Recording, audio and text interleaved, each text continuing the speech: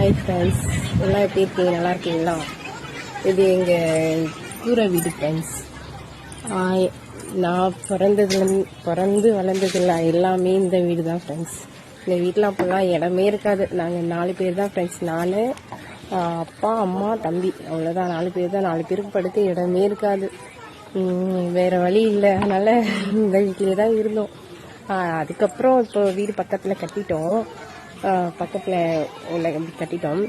இருந்தாலும் இந்த வீட்டை இடிக்கக்கூடாதுன்றதுக்காக அப்படியே வச்சுருக்கோம். எப்போ பழைய ஞாபகார்த்தம்.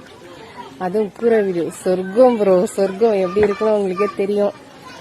பாருங்கள், இப்போவும் அதில் தான் சமைப்போம். அதில் தான் எங்கள் அம்மாலாம் படிச்சுப்பாங்க. உண்மையாகவே சூப்பராக இருக்கும் ப்ரோ. இது எதுக்காக சொன்னோன்னா, நிறைய பேர் நீங்கள் ரொம்ப ரிச் ஃபேமிலி அப்படி இப்படின்னு போட்டுருந்தீங்க. அப்படிலாம் இல்லை, எல்லாம் மிடில் கிளாஸ் ஃபேமிலி தான். சரிங்களா? எங்கள் வீட்டில் என்னென்ன மரம் இருக்குன்றத நான் உங்ககிட்ட சொல்லட்டுமா? நாகப்பழம் மரம் பாருங்கள், இப்போ தான் நிறைய பிஞ்சு வச்சுருக்கு ப்ரோ.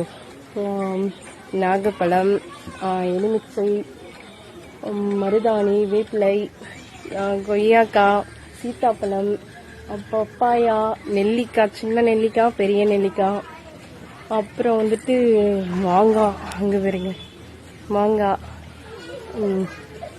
மாங்காய், நெல்லிக்காய், தென்னை மரம் தெரியுதுங்களா? தென்னை மரம், கத்திரிக்காய் செடி, வாழை மரம், மிளகாய் செடி, பூ, கனகாமரம், மல்லி, எல்லாமே இருக்குது ஃப்ரெண்ட்ஸ். ஆனால் இடம்தான் இல்லை.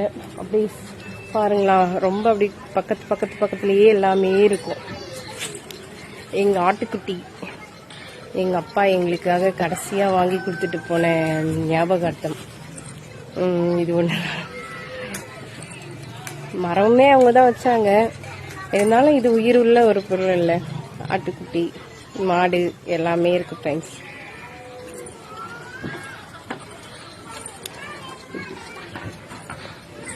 உங்க வீட்டில் என்னென்ன இருக்குன்றத நீங்களும் மெசேஜில் சொல்லுங்க. ஓகே, பாய்.